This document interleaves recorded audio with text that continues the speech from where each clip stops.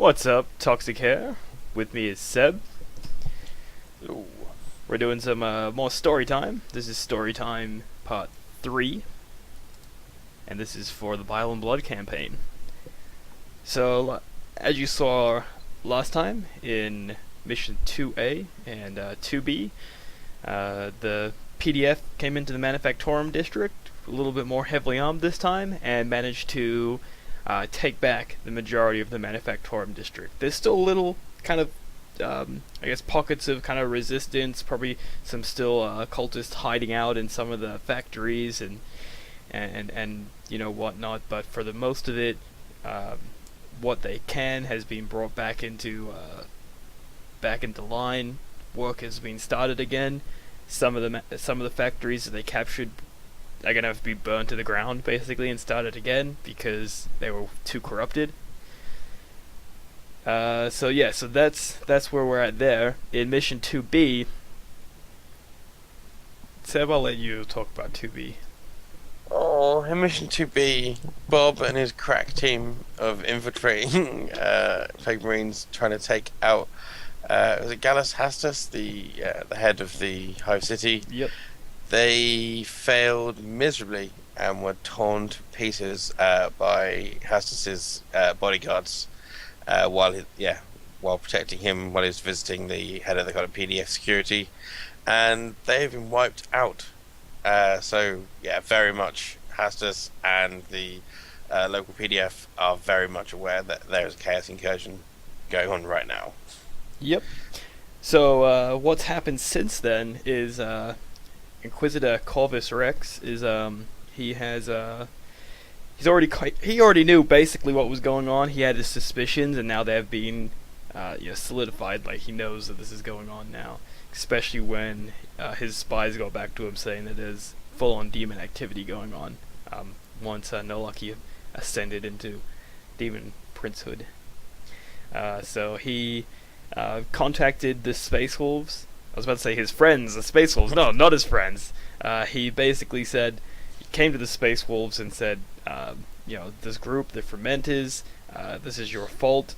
You're going to come help me. I need a force to help take them down. I've tracked them down to the planet Theoria in Hive Hastus. That's where they're at. You're going to help us, basically. The Space Wolves basically contacted the closest company, and it was actually part of Ragnar's company that were nearby. So they've alerted them, told them, hey, don't come home yet. You're still on a mission. So they're on their way back to Fenris. Now they've turned around because they were the closest ones, and they're going to help Inquisitor Corvus to take on the Fermenters. So in mission 3A, we're gonna have the Space Wolf assault basically on the Hive.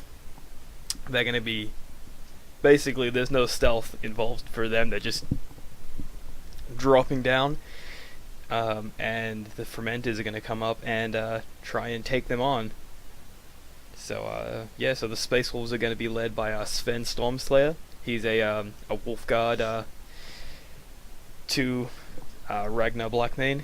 He's been leading this. It's not the full company. It's just part of the force. They were sent off on a mission, and now they've now they're on this mission. So Ragnar's not here, even though it is his company. And I think Seb, do you want to talk about the Fermenters for a bit in mission 2A? 3A. For 3A, Rybald Tanglefoot, the leader of the Fermenters Warband, has decided to come down after Nolakian was doing a decent job ascending, and then kind of let it all go to pot with the Manufactorum district splitting. So this is kind of the vanguard, the kind of a much heavier, full-on Fermenters attack force. So more Marines, more spawns, and more heavy armor and goodness, essentially. And he's getting down to get things done. So I got a question for you. Yep. How would he feel that one of his underlings is now a demon prince? I think he originally would have been chuffed for him. I think there's definitely a kind of a joyful, nurgly camaraderie within the fermenters. But he is going to be pissed off that he has not managed to do what he needed to do and hold down. So maybe his being pleased for him has soured a little bit.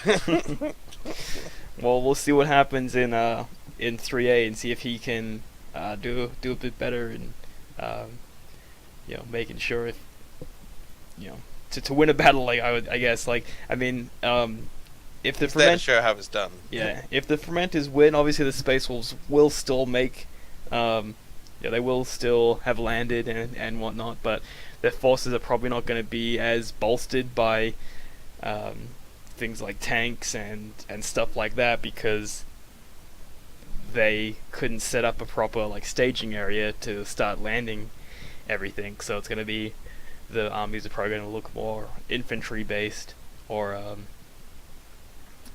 something like that. We'll figure that out later. If the Space Wolves do manage to beat the Fermenters back, make a staging area, then their force will probably be more, probably have more fun things in there like tanks and things like that. On the other hand, we have Mission 3B, which has Inquisitor Corvus. He will be leading his own smaller force. He's managed to already get onto the planet very secretively. He's an Inquisitor, is what they do. But he's going into the Manufactorum district, and he's actually doing some investigations on his own, and he's actually found something. And Seb, I'll let you take it from there. He is finally coming across his kind of his goal of this whole his searching. He is coming across the Vicissicrudes, which is the coterie of noble sorcerers that have bolstered and joined the Fermenters, and essentially they're going to be tucked away inside the deepest bowels of the Manufactorum, doing their best to start summoning as many demons as humanly possible. So yeah, it's going to be a force of a good few, 3 or 4 sorcerers, and basically their retinue, with the whole point of kind of smothering him to death with plague bearers and summoned demon goodness. Yep. So that'd be interesting. But he is a Inquisitor from the demon hunting Inquisitor, so we'll see how that works out. It'll be a good one. Demon hunting Inquisitor versus demons. But first up, we have Mission 3A, Space Wolves strike on the planet.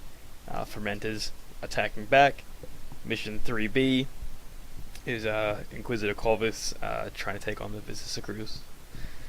So Seb, anything you want to say before we end it? Well, just with 3B is going to be the kind of the fate of the demons on the world. So that's a kind of important thing they're fighting for there. Whether demons are going to be a much larger kind of effect on the planet and much more of a force on the ground. That's what Corvus is trying to stop. Yeah. So if he manages to win, then you're not going to see as many demons because he's taken down the main source of the guys that are summoning it. Or he may not take them down. I know, we have to find out. They might get away or whatever, but they won't be. I'm assuming that they find a spot where they want to start summoning, and they probably a lot of focus goes into that. So if he comes in and disrupts them, even if they live and run away, then it's probably going to take a lot of time for them to start getting that power back. So and if he definitely, if he fails, then there's going to be a lot more demons on this planet. A lot more demons. Full on demonic incursion. Yeah, so we'll have to see. But that's it for Storytime Part 3.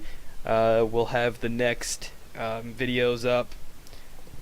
Again, like we always say, within a week, we'll have something up. So it's going to be Mission 3A and 3B. But once again, guys, I'm Toxic. With me has been Seb. Have a good one.